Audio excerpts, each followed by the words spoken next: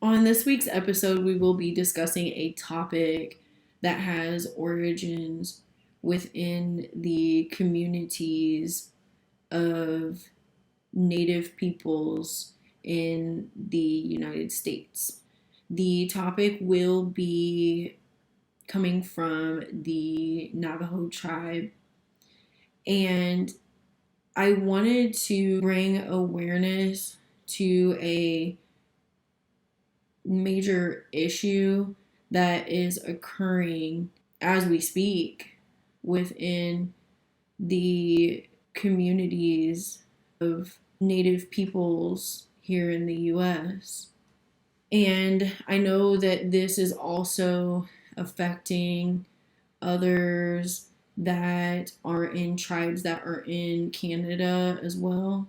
And I'm sure that this is not an isolated issue to the two countries that I just listed, but I do feel that there is a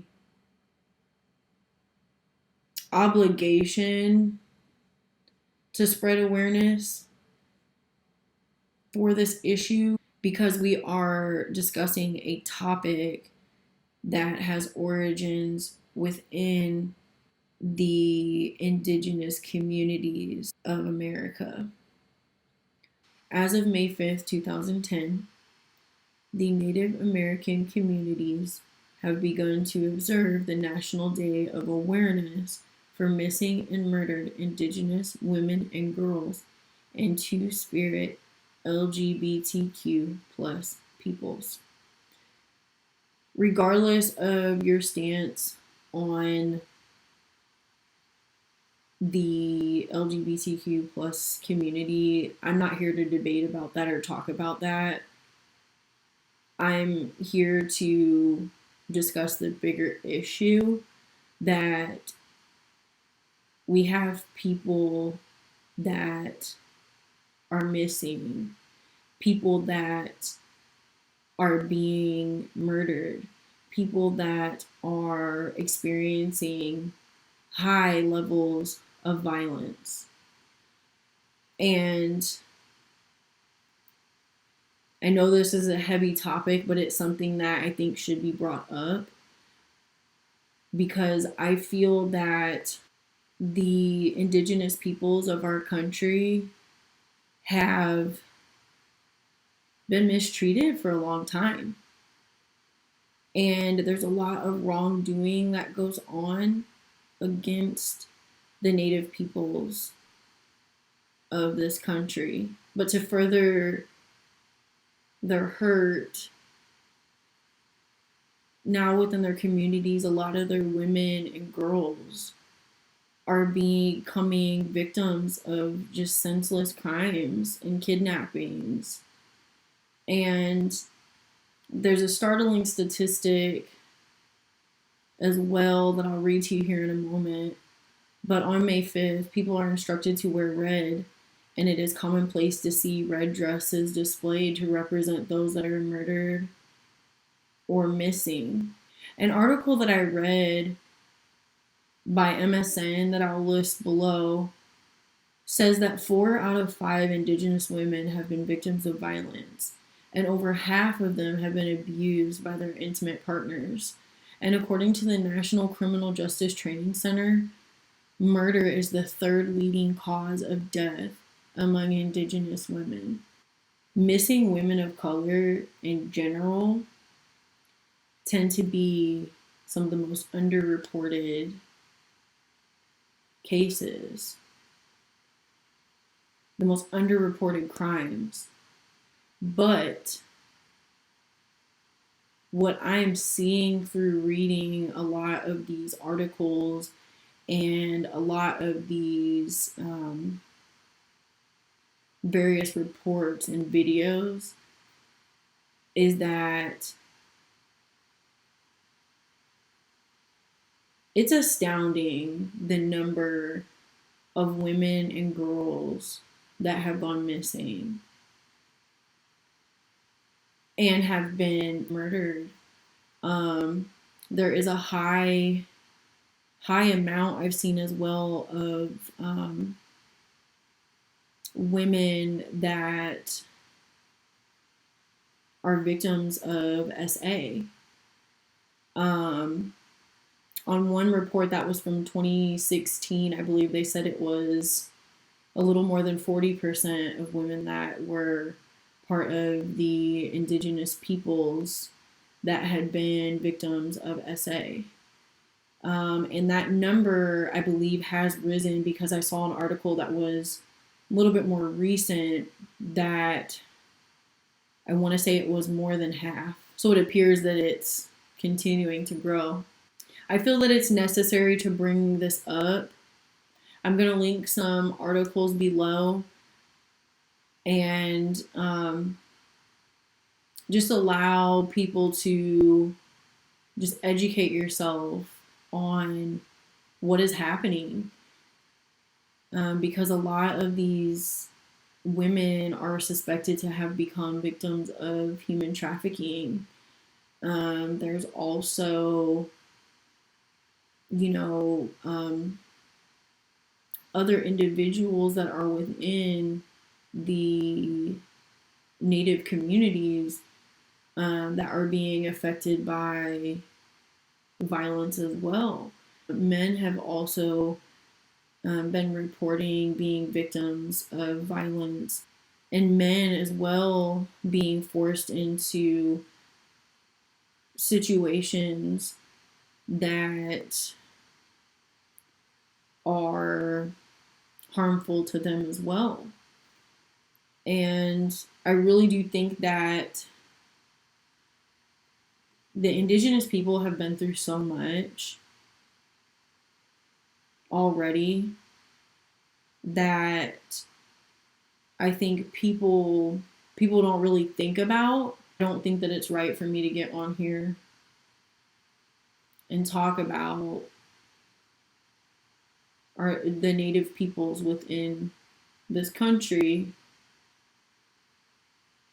and not give them a voice when it comes to something that is so heartbreaking.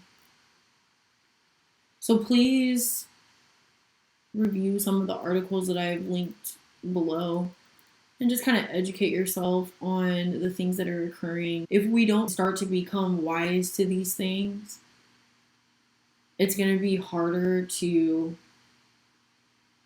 stop these things or look for the signs that something is wrong. I saw a statistic as well that said less than half of violent crimes that have been done to Native women ever get reported.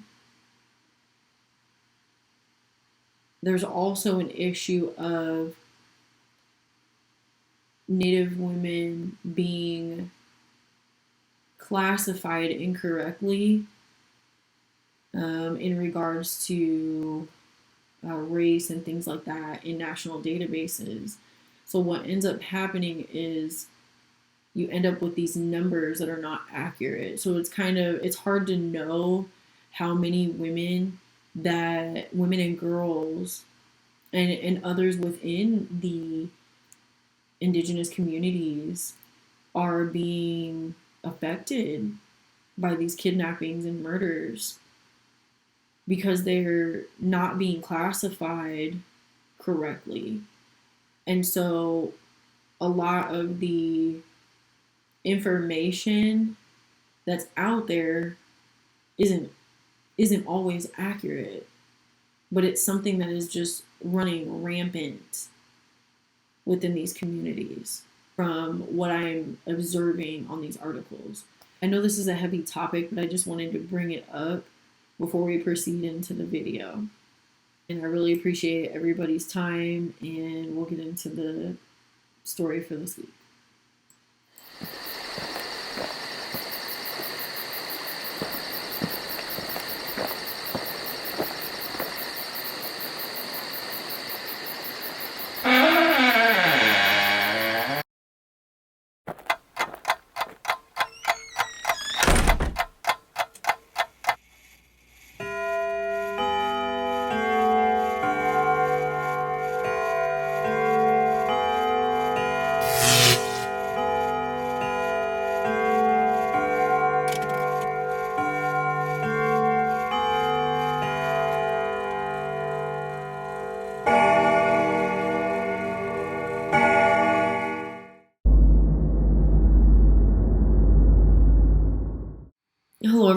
welcome back to What's Stranger Than Strange. My name is Erin.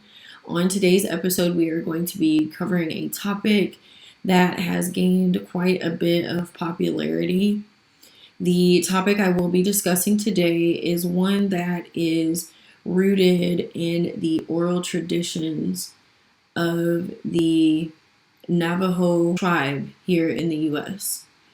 This particular topic is one that the native peoples that the subject originated with do not really like to openly discuss. I have heard that it is something that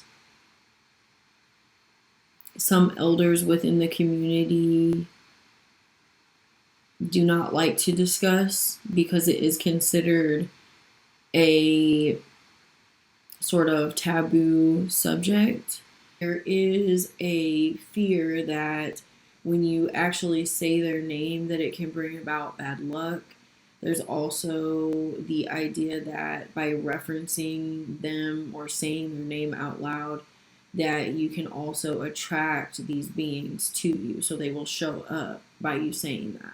Okay, so based off the title, you can see that we're just going to go through a brief run through of what a Skinwalker or SW is.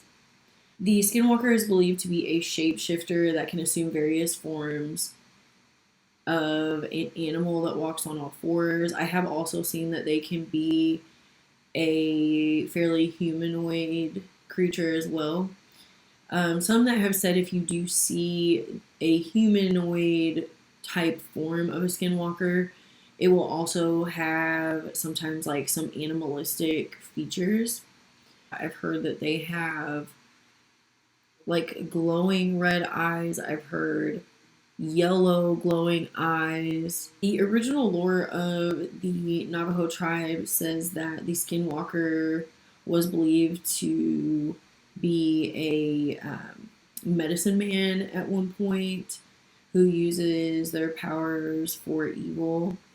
And they are also able to possess people as well and possess animals. They also are believed to have done something bad, and by this individual doing something that was bad, they can become one of these things. But I have heard that there is a theory that they actually are protectors of sacred lands. I've heard that as well. There is also some information about the owners of a pretty well-known hotspot of Skinwalkers in Utah. This particular property that we'll be discussing is one that was owned originally by the Sherman family. The Sherman family appeared to have been a family of ranchers or farmers that lived in the home in the 1990s.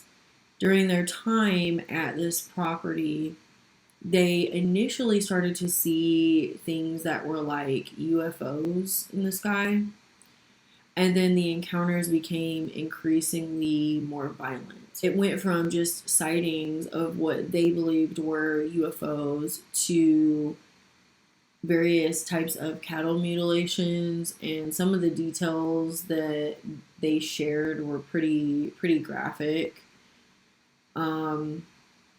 And then there were some cattle that would just flat out just disappear, like full grown animals would just vanish off the property. Like you would see like their footprints and you would see like the path that they were taking, and then there would just be no footprints and they would just be gone.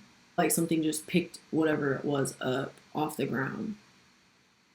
And the husband, Mr. Sherman, had also recounted in one of the articles that I'll link below that he was out walking his dogs and he started to hear a voice that spoke, I think he said in a language that he didn't recognize, or there was just a quality to the voice that was really scary to him. And then his dogs started to just lose it. So, therefore, that scared him back into the house. The Shermans went through quite a bit during their time as owners of this particular ranch property. And in 1996, the property was sold to a Mr. Bigelow. And he ended up setting up a pretty extensive surveillance system at this property. And he put together what was called the National Institute for Discovery Science. It does appear as well that Mr. Bigelow was another farmer or rancher, from what I could tell. And Mr. Bigelow, I believe, was the homeowner that had a calf on the property that they had just tagged, like had marked it for their property. And shortly after, like a very short period of time, like the calf was left unattended, and when they went back, the calf was dead, but it had this very odd manner of death. The calf appeared to have been killed in some way that I guess the outside of the body was intact, but it appeared that everything that was inside of the body had been taken out of the animal. And the most disturbing part of it all was that there was absolutely zero sign of blood on the ground, which you would expect if something had been killed, or the whole inside of the body is missing, but there was like no blood, there was no fluid of any type around the body. And as time went on, Mr. Bigelow ended up, I guess, documenting over 100 incidents that occurred on his property. Later, the property was sold again to Adamantium Holdings in 2016. And from what I'm gathering, this particular company that bought the property, I believe, is the company that is running Skinwalker Ranch. And for those of you that are not sure what Skinwalker Ranch is, it is that same property, I believe, in Utah that has been featured on the History Channel. They have their own show that shows the evidence that has been found on the property. And going to their website, I'll just kind of read some information to you that just explains like why this place is just so popular. So according to their official website called Skinwalker/ranch.com or -ranch.com, Skinwalker Ranch is recognized as the most scientifically studied paranormal hotspot on the planet.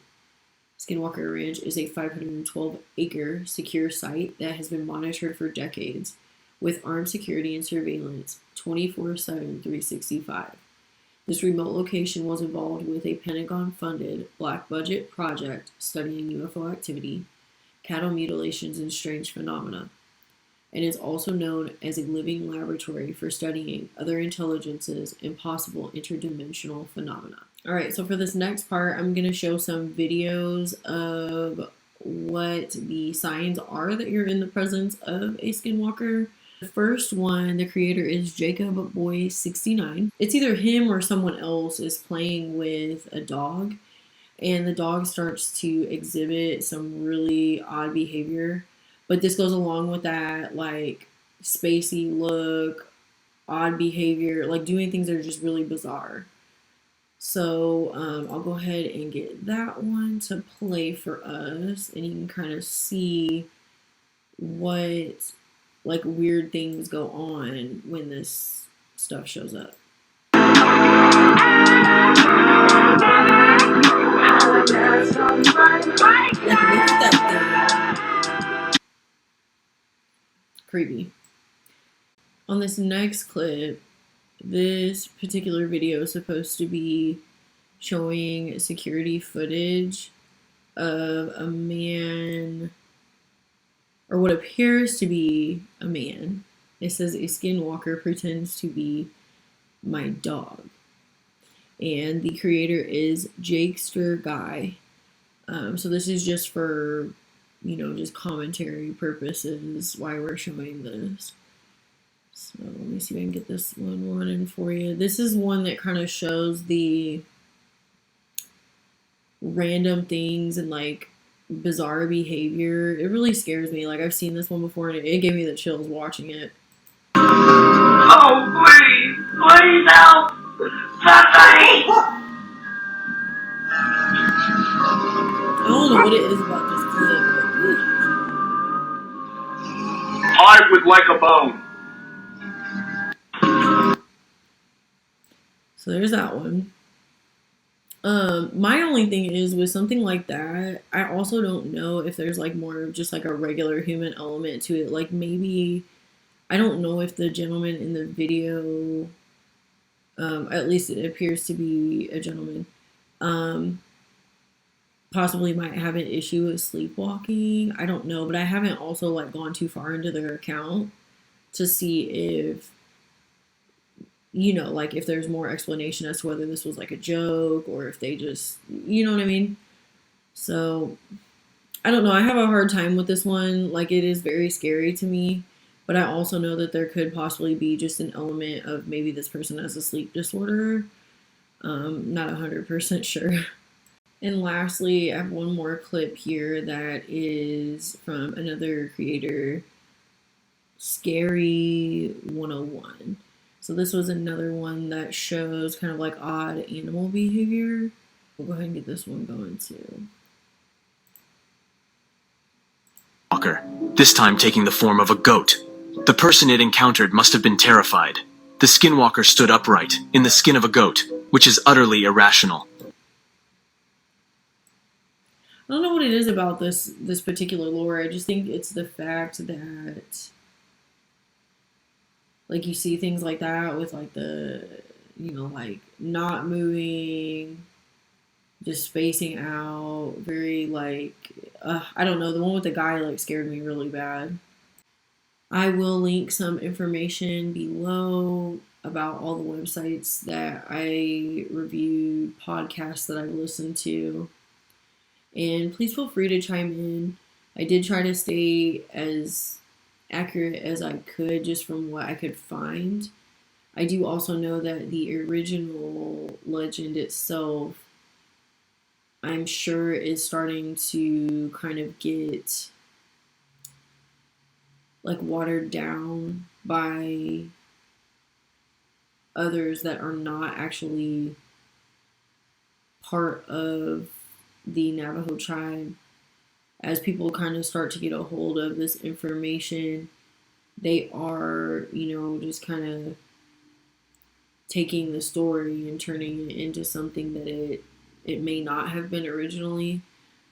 But I hope that you all enjoyed the content and that it taught you a little bit about maybe more of the traditional idea. I'm hoping that if anyone that is from, the Navajo tribe were to see this video, that I'm hoping that I did this respectfully, and I'm hoping that I gave the original story a platform. Please let me know if anybody has any more information that you would like to share, or if you think I got something wrong, just let me know. But please be respectful about it, because that was the area I was coming from, was trying to do this out of respect.